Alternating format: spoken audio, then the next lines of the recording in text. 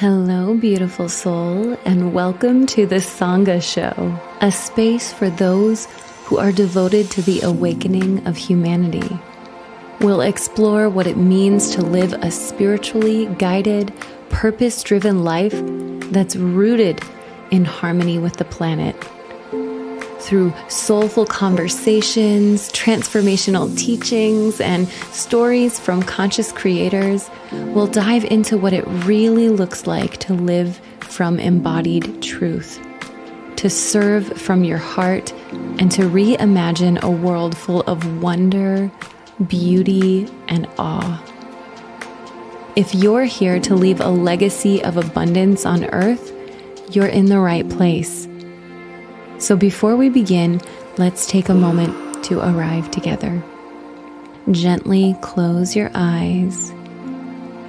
Inhale deeply through the nose and exhale slowly through the mouth, letting go of anything that you're carrying from the day, allowing your body to soften and receive the wisdom that's about to be shared. Feel yourself come home to the present moment, and let's begin.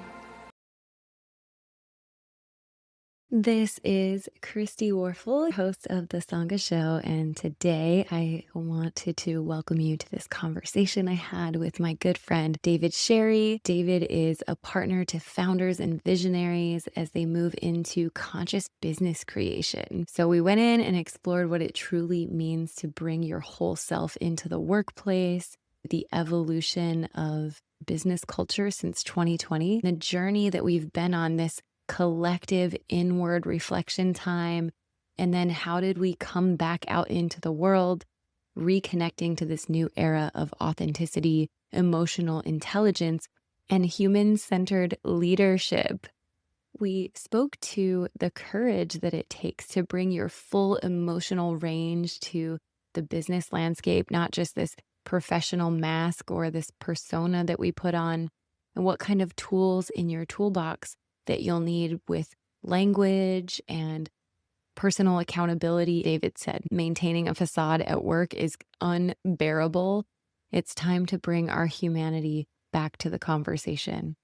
And we wrapped up our talk with how we can build a bigger vision, working on a team, whether you're the visionary founder or a team member. How does working towards something so much bigger really add to each of our own personal mission and purpose in the world? And when we can fully pour ourselves into a bigger vision, really expands the creative synergy and adds so much to our own individual life force. What's happening, David? I'm glad you could join me. Great to see you and happy to be. Yeah, I wanted to dive into a conversation that David and I were having earlier about showing up as your whole self in a business setting. And we've been digesting and talking about where the collective is at right now. And when we went through this introspective journey as a collective when COVID happened, it was a couple year window that took everyone less externally focused and moved us toward inward reflection. We were confronted with staying at home and looking at places in ourselves that came up when we were forced to stay inside and sit with who we were, and getting to know the facets of ourselves. What did you notice during that time, that chapter of our collective? Yeah, it definitely was a forced moment to look in the mirror. And I feel like a lot of people found that to be really uncomfortable, to spend so much time with yourself, to rethink how I might want to live, how I might want to work. I feel like a lot of people moved, a lot of people made changes. And so it is a really unique time, I think, in our culture, having gone through that. And it does feel like we're definitely, obviously, there's still a lot of pieces from that. We're in a new chapter now that's starting to happen. And I feel like part of what we were talking about a little bit is moving out of that chapter, taking lessons and self-learning back into the world, relationships and work. One thing I'll share is it feels wrong to not bring that learning now forward into the workplace. If there's a space you're working in that is not able to hold that, there's a little dissonance that you might be experiencing because I think people are ready to show up in a new way in the workplace. And yet that has its challenges in terms of figuring out what does that mean? Can this work? Are people going to accept this version of me that I'm wanting to bring forward? And I think that's one of the things we wanted to explore today. Absolutely. And it seems like we're really creating structure now that holds a greater version of ourselves. We've realized we are much more and found new aspects of who we are. How do we allow the structures of society, specifically business, to hold a bigger, more expansive, authentic version of who we are so that we really can, as creative and as real and as open as we know we can be.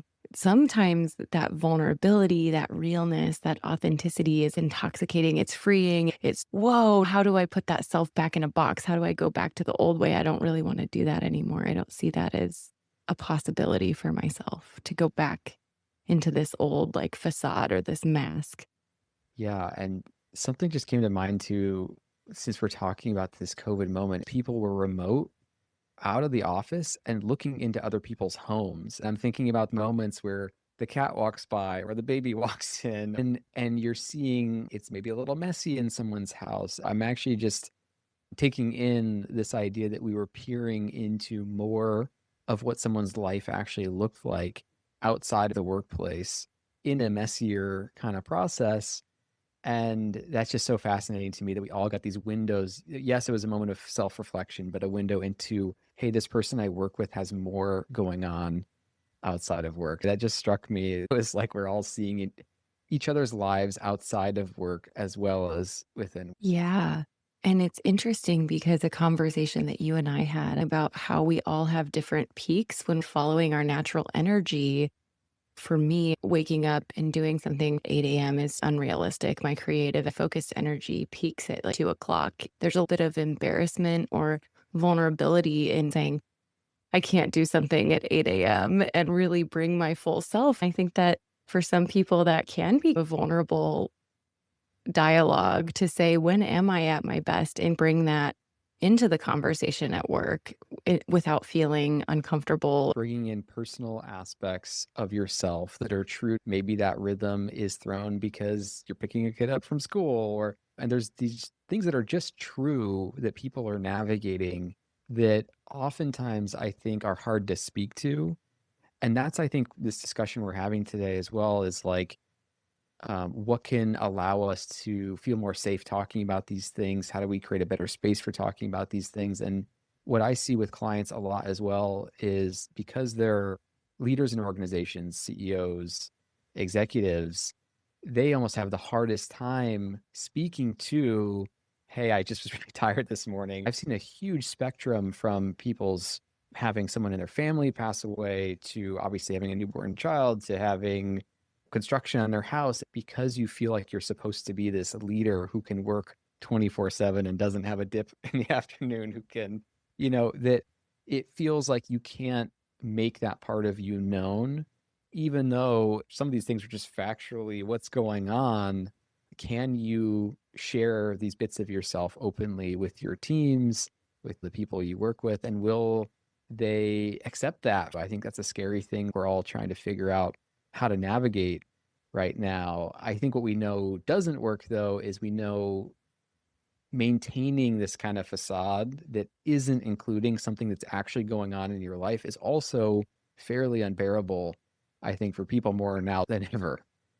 Yeah, there are all these different components that if we're connecting with our true selves and the cadence of our lives, the dance of our lives, then what are all the things that I'm bringing to this conversation that are behind the conversation, driving the conversation maybe, or running in the background? And emotions are a biological human function. So to try to pretend like they don't exist or like they don't have a place here is a little bit silly in itself, but it just hasn't been the case for so many years. So we're all finding this new tool, this new way of working.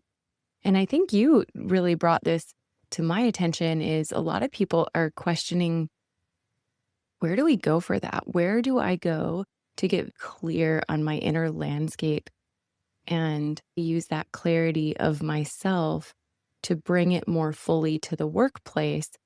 And what are some of the tools that work best? If I'm having stuff going on outside of work, what do I bring into work? Is this anger, grief, or frustration? If we don't have the right outlet, they show up in weird ways. Coworkers, or co-founders can experience that, but maybe not in the way we intended to. And so I do think people are trying to figure out what aspect of these emotions can I bring up in the workplace? What aspects need to be processed elsewhere? And then once they're a little bit more settled, then re-engage. Every one of us has this experience. Maybe I said something I didn't want to. And it's for us to tease apart, was that situation, was the emotion related to that situation? Or was it something else in my life spilling over? Past wounds in business can inform the conversation you're having with somebody today, and it relates to some past experiences you've had. But I do think people are waking up to seeking support to work out these emotions and figure out clarity for yourself before you make decisions or show up in a certain way. Coaching is an outlet, a space to start to just bring up some of these topics that are hard to talk about. I wanted to say this to my employee, but I know it's personal. Can we like work that out? And so I think coaching is a nice outlet that people have for that. But I think a lot of people are still trying to understand where to process this a little bit. And this conversation is almost like this unspoken conversation where everyone's experiencing these things, but nobody's talking about it. And it's funny when you think about it.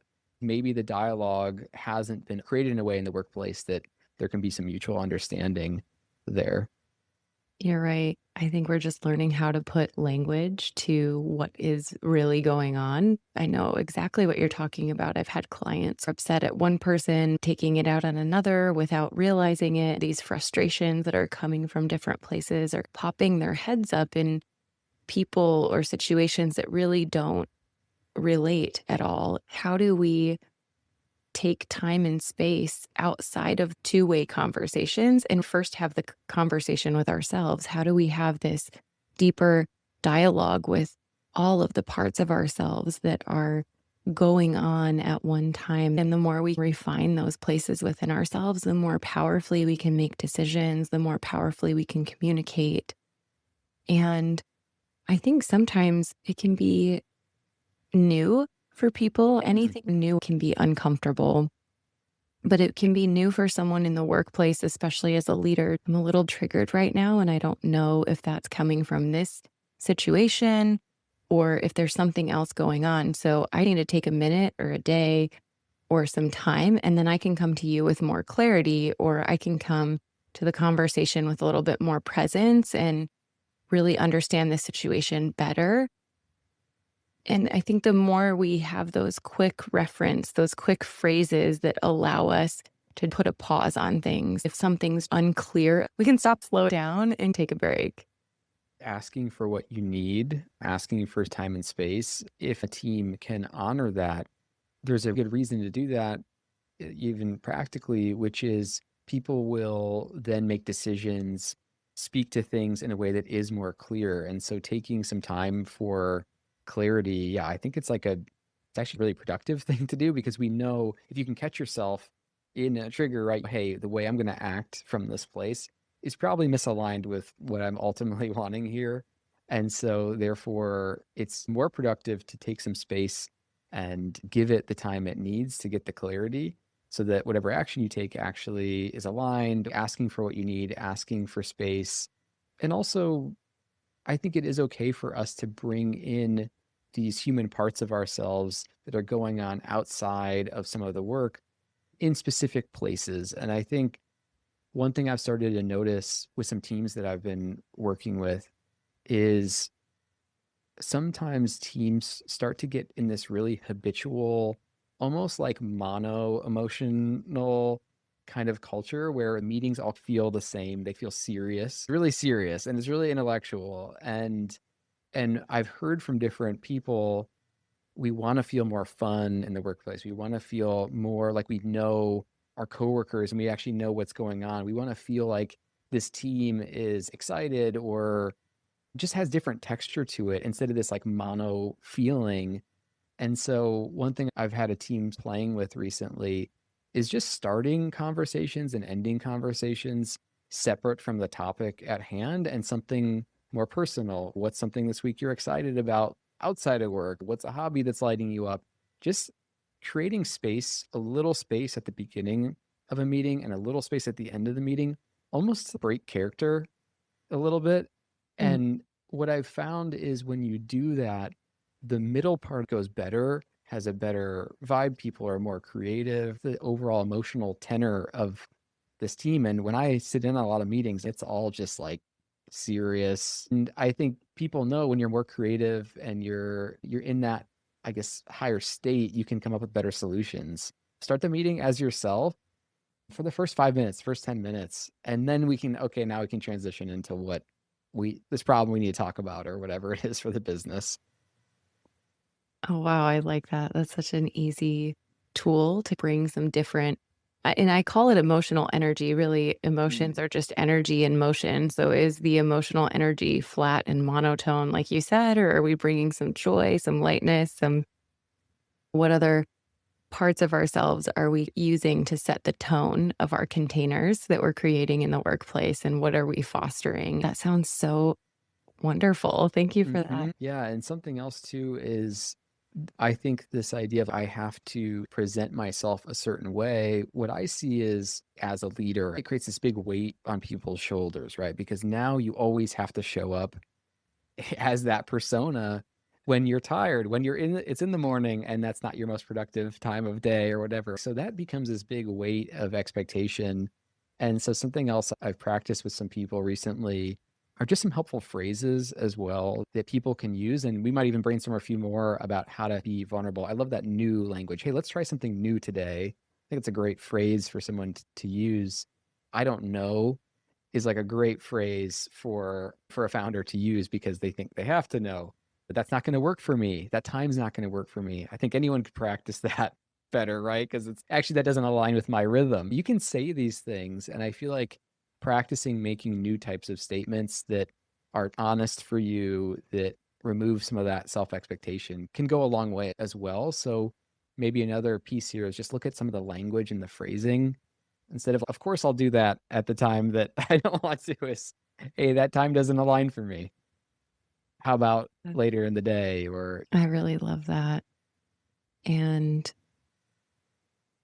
one thing that you touched on that I thought would be really interesting to open up so that people, especially business owners, leaders, have a jump off point to understanding. And you mentioned past wounds from businesses. We think of sometimes maybe past wounds that keep us from really connecting in relationships the way that we desire, maybe putting up walls or not being able to really connect in ways that we want. But we often skip over this thought or this concept in a business partnership, which can happen when we have the best of intentions, but when things really get put into motion or they get put into practice, our idea of what we wanted to create versus the reality of what we were doing day to day didn't align. And I was working with someone recently that had been in a business partnership that really didn't go the way that they expected. And for whatever reason, that partnership went south.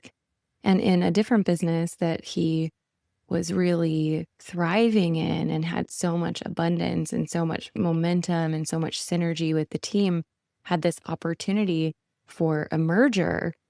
And immediately after the conversation started, reached out and just said, I can tell I have one foot on the gas and one foot on the brakes. And I can't tell if this is old stuff from this past business partnership that I'm just not wanting to recreate and I'm putting the brakes on because I'm trying to prevent something from the past from happening again in the future, or if there are real red flags that I'm ignoring that because this is such a great opportunity financially and it could really expand the work that we're both doing, I'm not slowing down enough to really attune to these red flags that I'm picking out. Can you help me unpack this and see what's going on personally and professionally so that we can maybe even see things ahead of time? If I was with that old business partner and I had slowed down and really done my due diligence, both for myself and for the business because we're playing with both parties here. Each are their own entities. The business has things that it needs,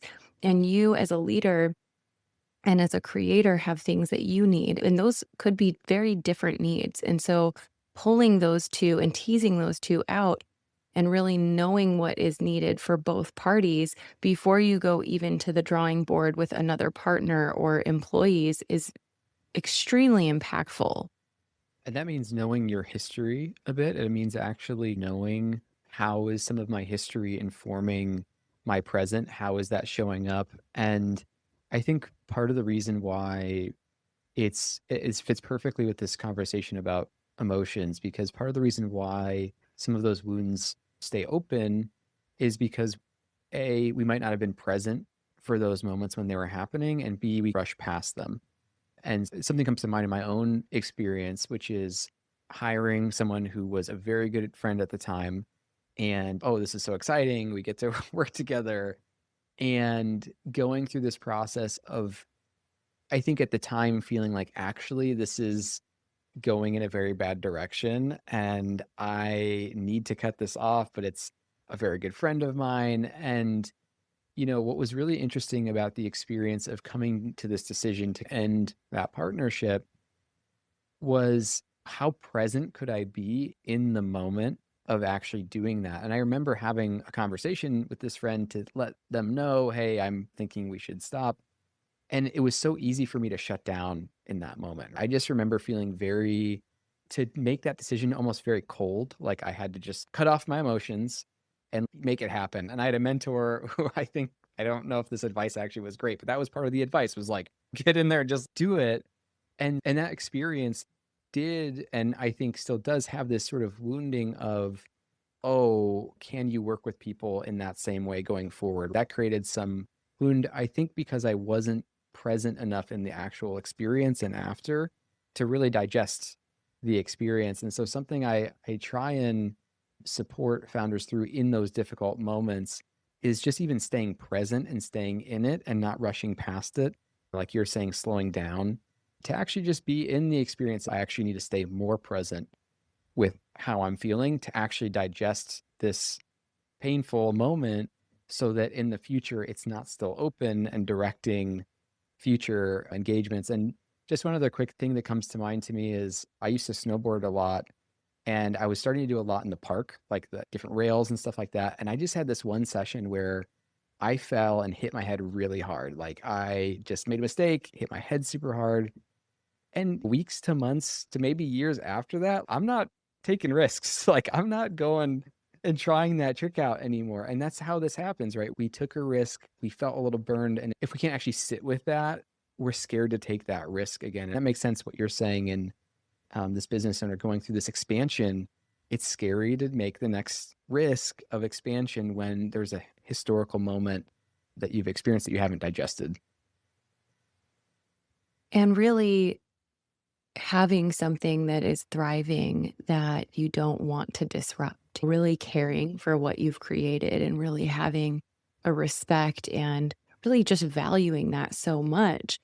And I think that's when, as founders, that's an invitation to go deeper into what's true and what's most meaningful for you is when you've built something that you value so much that it's not that you won't take risks, but you're really going to consider the risk. And the more aware you are of yourself, what you're bringing in, taking time to recover from that, or just fully staying present in the conversation and not needing to cut yourself off from what you're feeling, but using those feelings as wisdom. I think sometimes our emotions, people see them as distractions or as unpredictable, or we can see them as nuisances versus it's actually opening me to an incredible amount of information and wisdom. And a lot of the things that come up in business in the future could be navigated easily if we were more present in every moment and not skipping ahead and not rushing past the signals that are coming up along the way.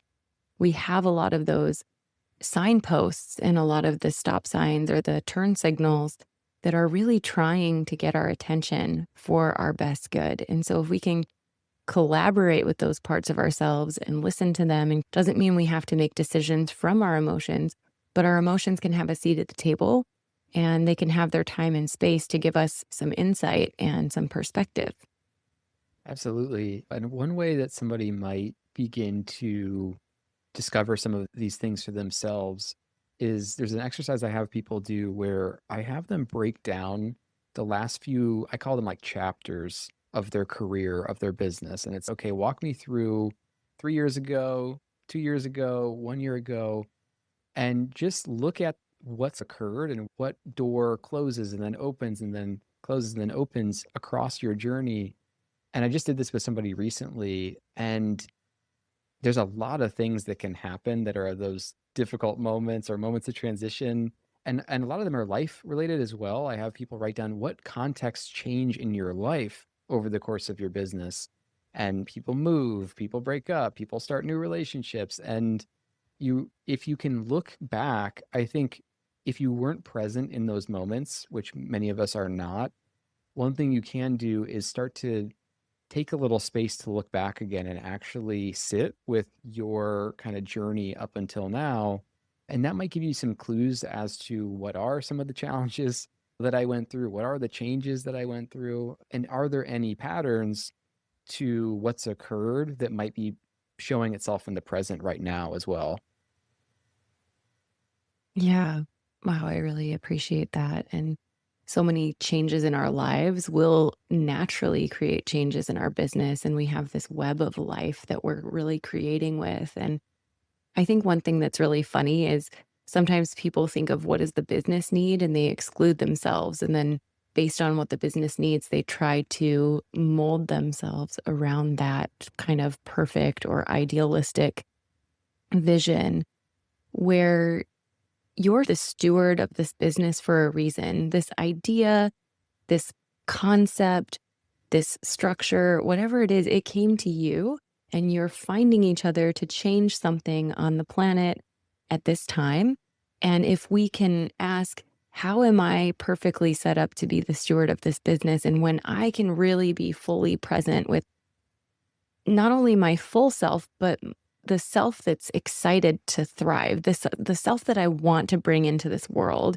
When I bring more of that to the table, how does that then ignite more in my vision, more in my company instead of dulling myself or contorting myself or forcing myself until I burn out to serve this other entity or this other thing? How can they really synergize and feed off of one another? 100%. I think if you create success externally, but it completely breaks you down internally, that's not success. I think everyone can agree that it's not win at all costs. You want to both have a great internal world lifestyle and you want a business that's successful. I think most people would say that. But what I love that you're bringing up is when we talk about emotions, a lot of people are also thinking anger, sadness, pain. And I think what you're calling forward for people is to say there's other actually emotions as well around joy or awe or wonder, excitement, all these other emotions that are fulfilling that we can bring in and align to in becoming the person you want to be in your business. So I think it's a great segue into saying, hey, there's not just painful emotions, there's also emotions that feel great. And if we can step into some of those, that also might help us align with our business. What are you most excited about? What's bringing you the most joy in your business right now? It's so coming back to the client that I had that was working through this merger question and really going into some deep reflection and being in a space of contemplation and curiosity. Is this the right path? We were actually able to anchor to some of the team dynamics that he had with his current leadership team. And how did it feel when we were in meetings together? What is the tone of our interactions? And he saw how fluid and synergistic and energizing those conversations were. And then we got to experience what is the tone of this potential partner? How are things flowing? Is it the same? Is it different? Does it fit what your leadership team is already creating? Does it add to that synergy. So that was a really fun exploration of finding kind of peak moments or what is going really well. Where are places in the business that have fluidity and synergy, momentum? Where is the business thriving the most? And then does this acquisition or this merger align with that? Will it foster more of what you are the most proud of in your business? The places that you can really hang your hat on or peak experiences of building that business. For this particular visionary and founder, his aim is to create a people first firm. And so if we're asking, does this merger put people first and instill and foster that type of growth and that type of connection? Where are the places that could expand beyond what I'm capable of? How would it expand me as a leader, as a communicator, as a co creator? I think it's very important to understand our attachments based on identity or ego or something that's not really long lasting things. Like it should look this way. I should show up this way as a leader. If I was really growing, then I would have a merger. If I was as successful as I could be, some of those identity pieces that might not really be serving you, that we need to get underneath the surface. Why do you want to have this big merger? Is it because of how it looks or the growth for growth's sake? Or is the merger genuinely going to foster more of what you're most aligned with in the business space? Yeah, and this is where the emotions can be an ally because some of that might be feelings that are coming up as you're imagining this merger and you get a sense, is this feeling true for me?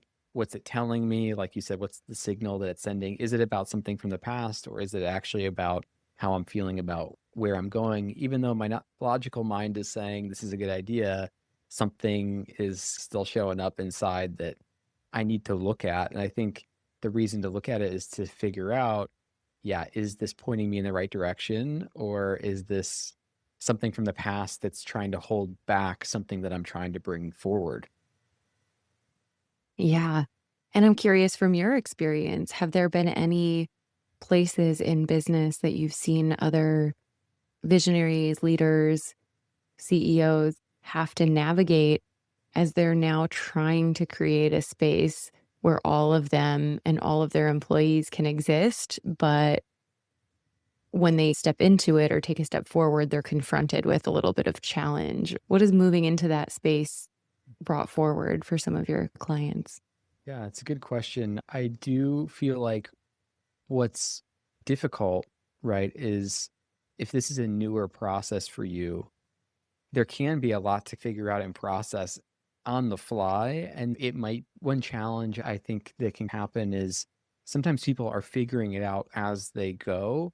And so making big decisions or making big commitments in that early exploration might not always be the best way to go about it. I think when I see founders who are creating these spaces for themselves and for the employees, when that is going well, it is a process. Like it's something that takes some time to unfold. And part of that is building those relationships with different people also can take a little time for you to learn how to voice what you need, give them the space to voice what they need. That this is something that I think we're practicing and learning and can take a little bit to come together. I think something you said that comes to mind as well about just like how you identify yourself in the business, right? If you think I'm supposed to be this person who has this acquisition, or I'm supposed to be this type of CEO, or I'm supposed to fill this role in my company, I think one of the biggest growth moments happens when people let go of something that they thought they had to hold because it frees up so much energy for the part of the business they actually like or they actually are excited about. So that identity shift and that kind of mindset shift of, wait, actually I can embrace that this is what's genuine for me and I don't have to keep pretending that. That's a big shift moment. And I think then the growth happens really quickly and people can align really quickly around that with that clarity.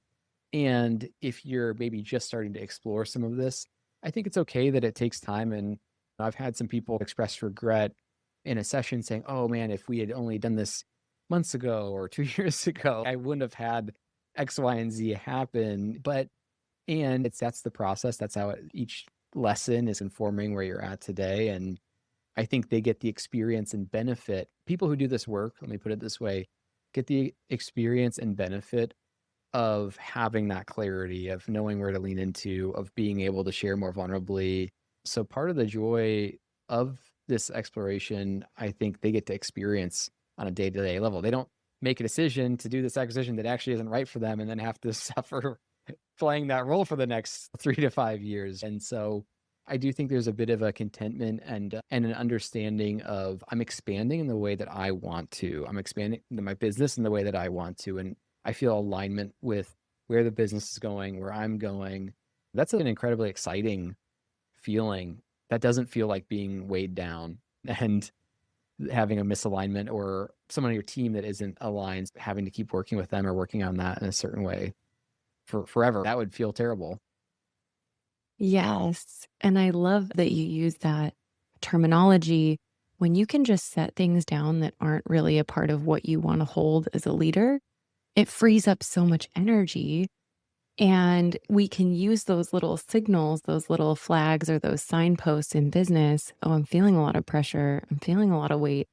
I'm feeling this responsibility that doesn't feel good. It doesn't feel energizing. And so the more we can cue into those subtle signposts, we can then know, okay, there's more there that needs to be sorted out so that I can get back into flow. I can get back into an aligned creative process in my business. And ultimately, we're creating spaces that foster more connection and more growth for everyone in the business. And when people can really show up at their best and they really feel like, wow, I can grow as a human being, I can grow and expand. I really do feel like business is a vehicle for so much change in the world. And the way that we create our containers with our teams, our leadership, our employees, we have the ability to bring so much change into every person's life on the team. And a business doesn't have to have necessarily like Tom's shoes in order to make a big impact. It doesn't have to be attached to a product or a service that's making impact.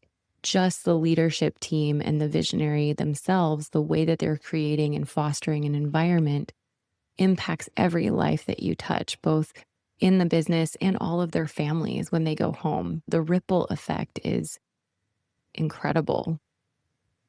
Absolutely. And I think it's so special to be able to, I think that's one of the great kind of, I don't know, joys or something of being able to create a space. If you build a business and you build this thing that can grow beyond itself, you do get that responsibility or that opportunity that other people choose to participate with you in that. That's an amazing thing. They choose to give a lot of their life energy, creative energy to this thing that you're wanting to build.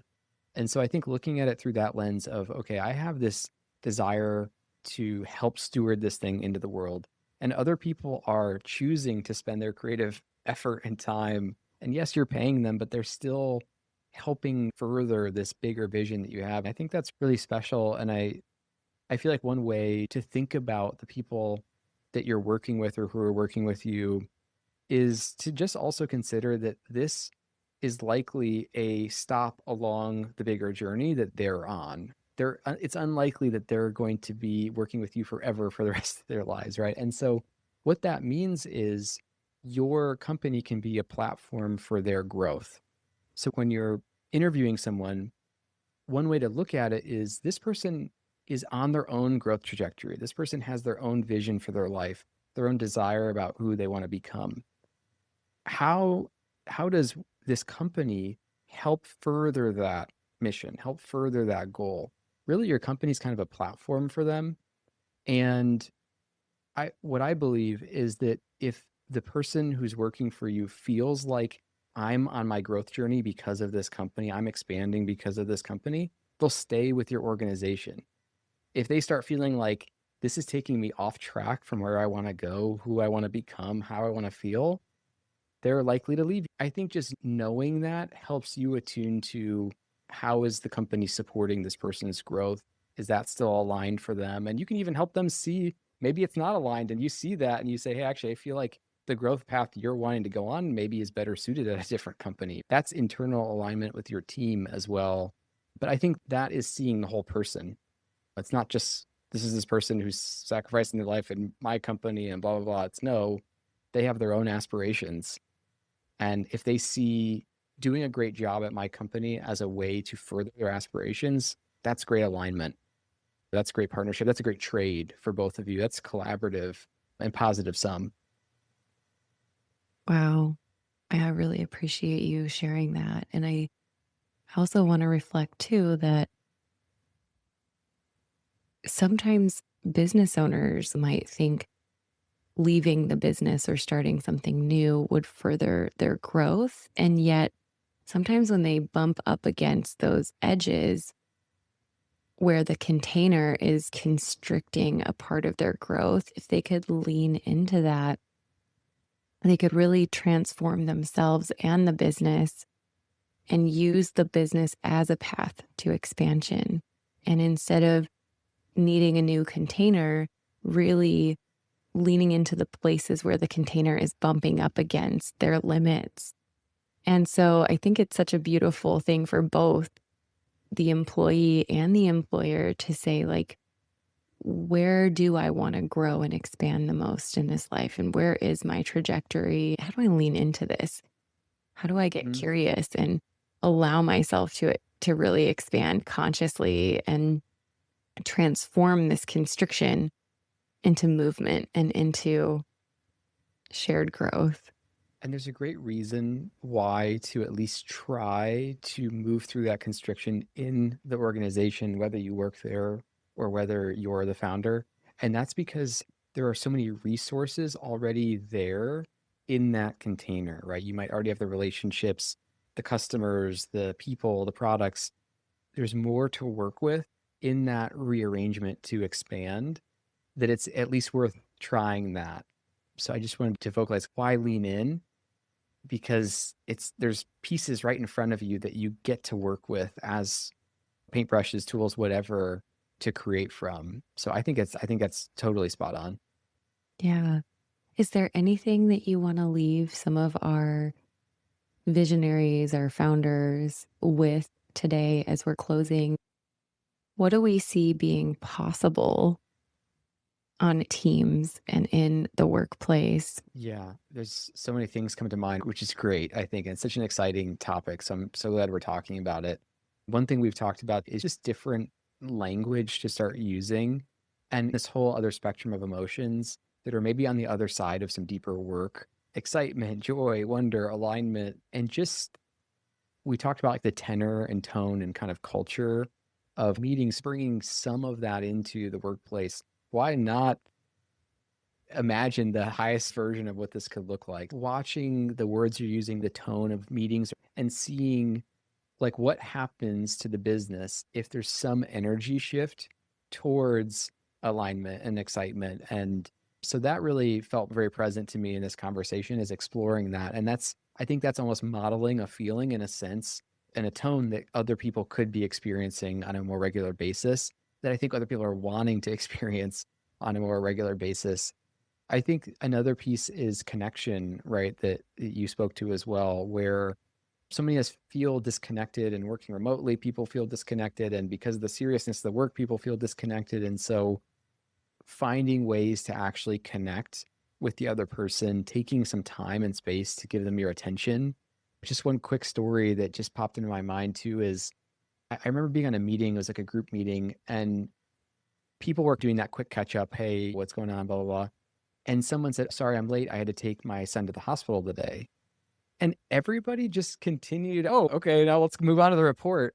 I cannot believe that nobody heard this small, vulnerable share that somebody brought. And like, why are we not stopping to give that some space? When I speak to connection, I mean, listening, being aware, and hearing signals that people are sending that they want to be heard on. and giving them some of that attention. So I think connection is more possible, right? If that person had felt seen by their coworkers, maybe heard, maybe given some support in that moment, would probably be transformative for the mutual connection. So connection comes to mind as something that we can bring forward more.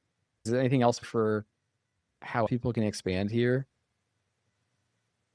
I really loved what you said about when someone is showing up to build a vision with a team and they're working on a project, how is it fostering their bigger mission and purpose? And I think the more connected we are to ourselves and knowing what's meaningful, we can pour that into the bigger vision we're working on, whether we're an employee or we're a founder.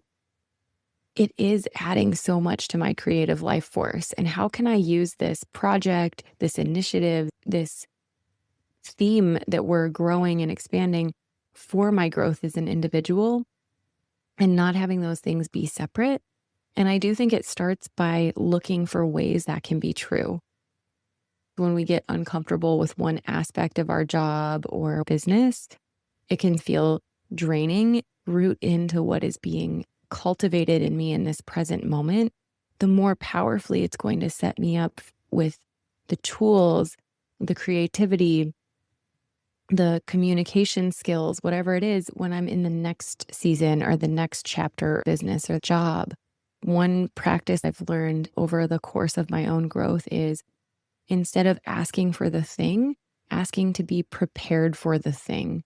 So that when the thing that I'm really wanting to steward or that I'm really wanting to grow into, whether that's a relationship or a business or an opportunity, I can hold that with so much love and confidence and creativity. And I'm not feeling overwhelmed by my life or the growth that I'm experiencing. I'm feeling this flourishing. I'm feeling this excitement. So, how can we connect with the present moment and all that is being asked of us? How is this moment preparing me? And how can I offer myself to that growth? How can I be burned and molded in the fire of leadership or in the fires of creation or in the fires of collaboration and communication and kind of taking those difficult places and transforming them into powerful parts of ourselves? I think that's fantastic and applicable, and I resonate with all that.